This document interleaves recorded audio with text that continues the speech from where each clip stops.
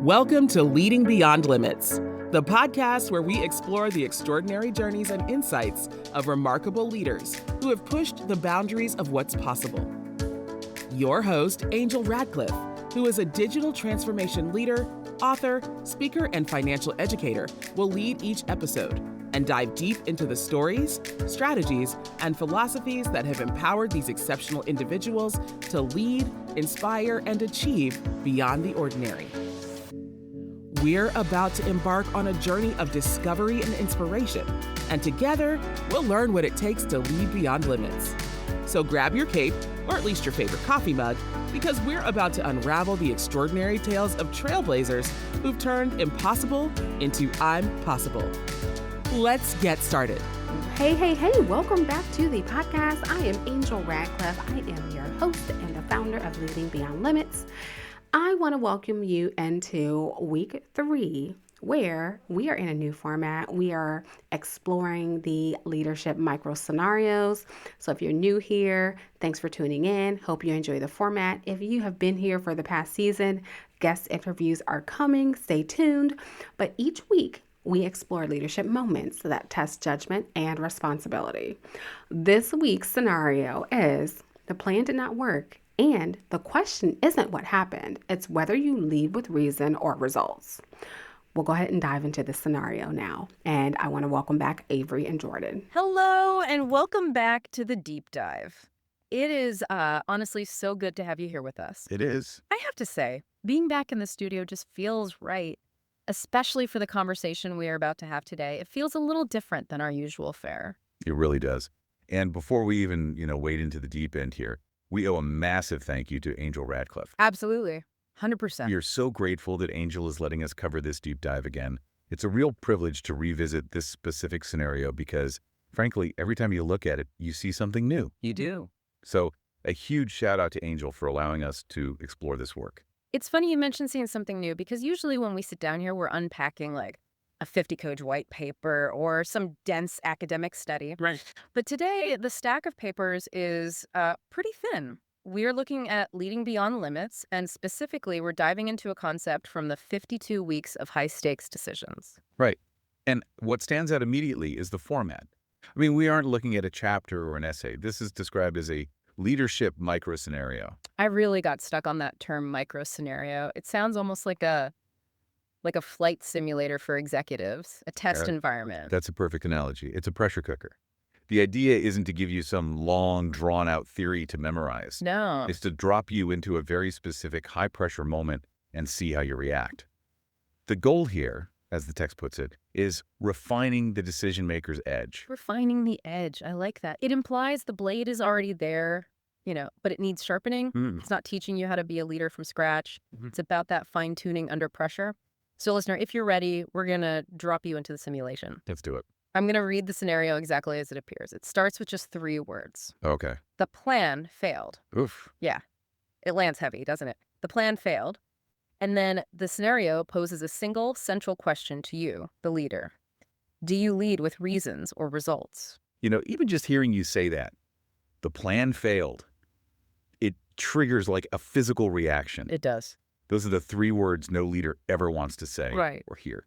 It hits you right in the gut. It's the nightmare scenario. You've promised a deliverable, you spent the budget, you've rallied the team, told the shareholders it's a go, and then it didn't work. But here's where we have to be really careful. We're not talking about crisis management tactics here.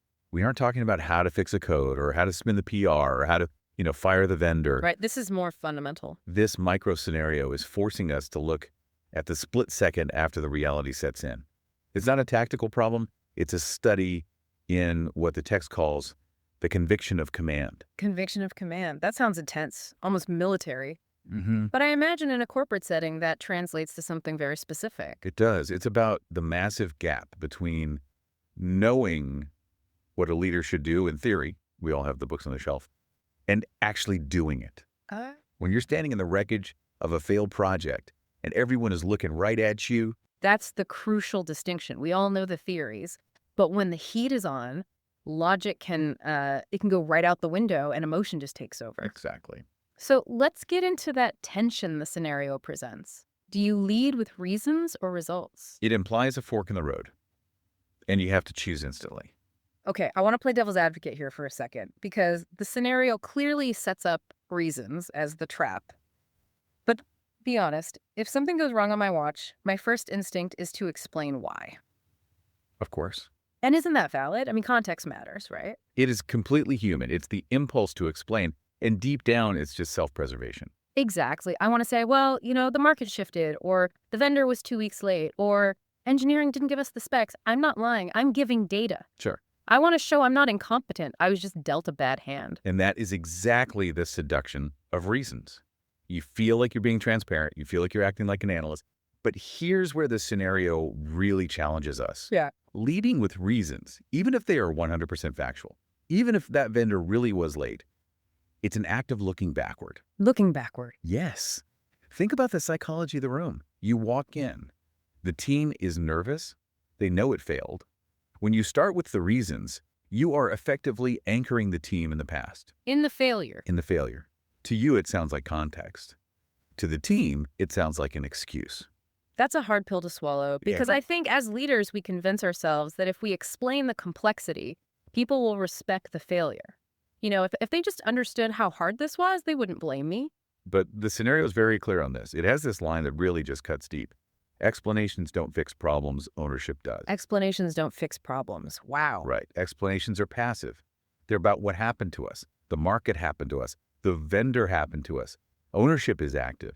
It's about what we are going to do. Which brings us to the second path, results. But results feels like a weird word when the result is failure. I know it does. Yeah. Usually we think of results as the win. Right. In this context, results means leading with the hard truth and the immediate path forward. It's about defining the new reality, acknowledging the state of play without the fluff. The scenario offers a pivot phrase here. And I think we need to dissect this because words really matter in these high-stakes moments. It suggests saying, this didn't hit the mark, and I'm responsible for the pivot. I'm responsible for There is zero fluff in that sentence. No, unfortunately. No, due to unforeseen circumstances. None. And notice the pronoun. It's not we missed the mark. It's I am responsible. That's scary, though. I mean, that feels incredibly vulnerable. Incredibly scary. But notice what happens to the energy in the room when you say that.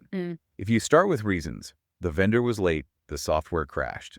The energy is just swirling. It's anxious. Yeah. Everyone is looking around the table thinking, am I going to get blamed? Is it my fault? It's defensive. The shields go up. People start checking their email archives to prove they did their part.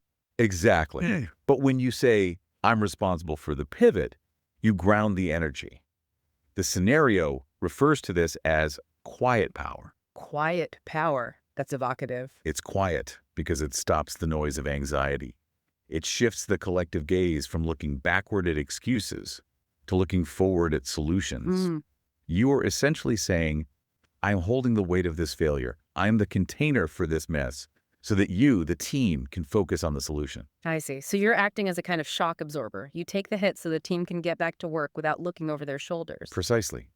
And that is what refining the decision-maker's edge is all about. It isn't about being the smartest person in the room who can explain the complex nuances of why the ship sank. Right. It's about being the person who can stop the panic and point to the lifeboats. So if this is the decision maker's edge, and if taking ownership is so clearly the right move for the team, why is it so incredibly hard to do? Why do we hesitate? That is the million-dollar question.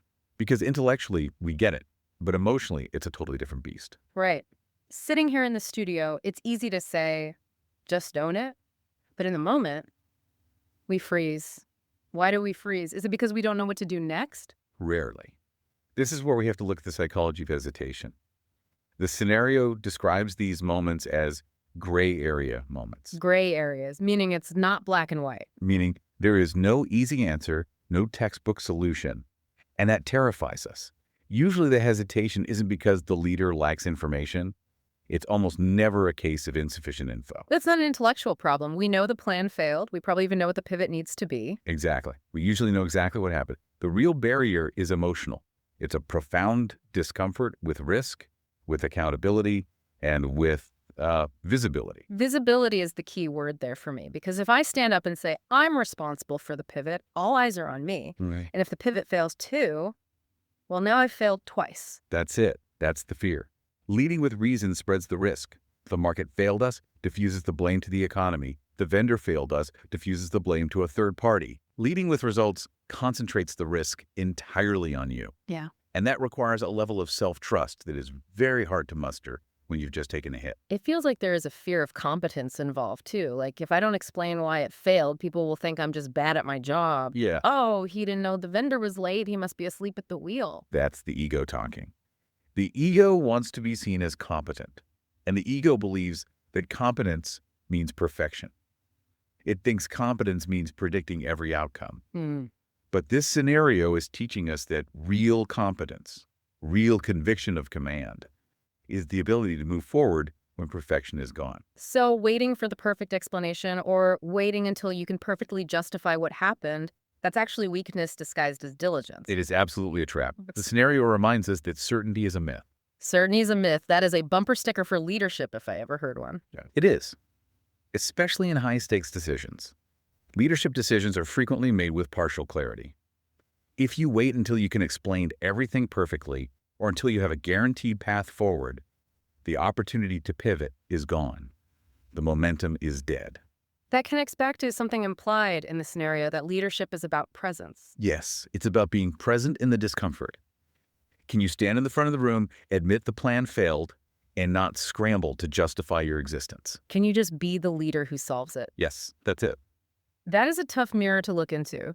It suggests that leadership isn't about what you know, it's about how much discomfort you can tolerate. It is, but that's why the subtitle is Refining the Edge. This isn't something you're born with. It's a muscle. You have to tear it to build it. Every time you choose results over reasons, you get a little stronger for the next time. Speaking of identity and muscles, the scenario includes this great line that sums this up. Leadership isn't a title you're given.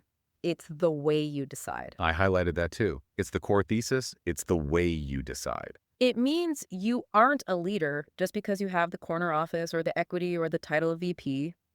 You're a leader because in that split second of failure, you chose results over reasons. Correct. You chose a hard path. You chose the path of exposure. The scenario actually poses some reflection questions for the listener, and I think we should, try to tackle them. It asks, what is the hardest ownership conversation you've ever had to lead? I want you, the listener, to really visualize that right now. Don't just gloss over it. Close your eyes if you have to, unless you're driving, of course. Think of a time when it all went south. The silence in the room, the Slack notifications blowing up, the shareholders calling, the heat in your face. The feeling in your stomach. Now, think about the second question the scenario asks. How did the team react to the honesty? That's the twist, isn't it? Because in our heads, we fear they will judge us. We fear they'll lose respect. We think if I admit I messed up, they won't follow me. But often, the absolute opposite is true. I mean, if we connect this to the bigger picture of organizational psychology, when a leader is honest, when they cut the corporate speak and just own it, the team often reacts with relief. Relief, even though the plan failed. Yes, because they know it failed. They aren't stupid. They are on the front lines. They saw the numbers. Right. If you try to spin it with reasons or try to say it's not that bad, you are basically gaslighting them. You're denying their reality.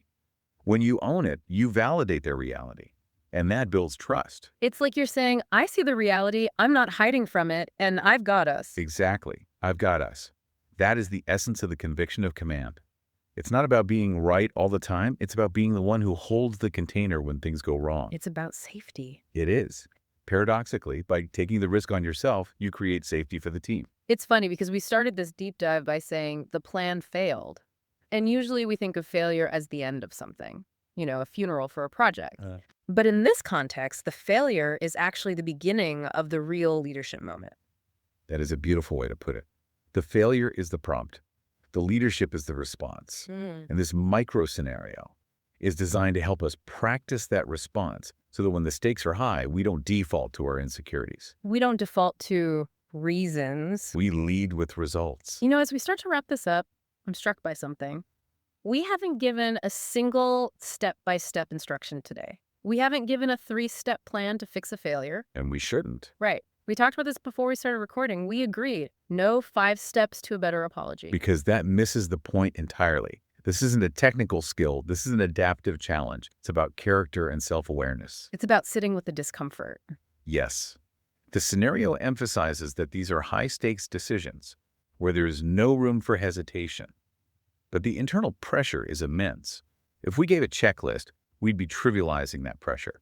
Just do step 1, 2, 3 implies it's easy. It's not easy. It's supposed to be hard. So the takeaway isn't a to-do list. It's a reflection. It's a pause. That's a challenge. A challenge to look at your own leadership style. When the pressure hits, do you feel that urge to explain? Do you feel that pull toward reasons? And can you recognize it? Can you catch yourself in that microsecond when your mouth wants to say, but the vendor? Yeah. And stop it? Can you replace it with, no, that's the past. I'm responsible for the pivot. That is the decision maker's edge. It's about cultivating the conviction needed to lead through ambiguity. And realizing that your team doesn't need you to be perfect. They need you to be clear. Clear and present. Exactly. This has been such a fascinating exploration of just a few sentences of text. It really shows how deep these micro scenarios can go. It does. It's incredible how much psychology is packed into 3 words. The plan failed. It proves that you don't need volumes of text to spark a profound realization about how we work. Sometimes you just need a mirror. So here's our invitation to you. We want this conversation to continue beyond this deep dive. We want you to really sit with this scenario. Don't just listen to it and move on to the next thing. Let it marinate. Visualize your next failure because it will happen. And we want to invite you to participate in the conversation about this scenario. Head over to the Founders LinkedIn page. That is where the community is discussing these things.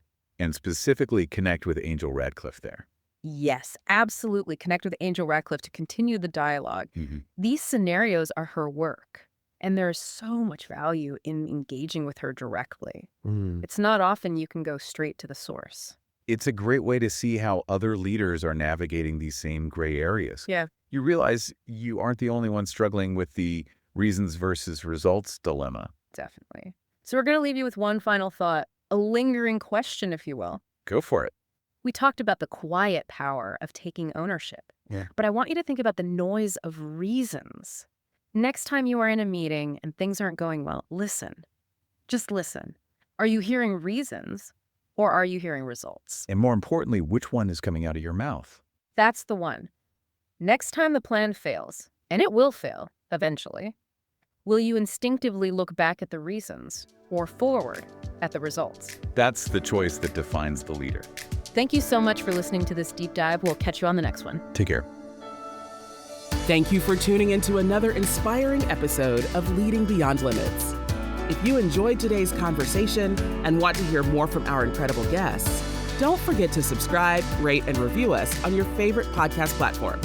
Your feedback means the world to us. And if you have a remarkable leader in mind who you'd like to hear on our show or any questions and comments, feel free to reach out to us. You can find our contact information in the show notes.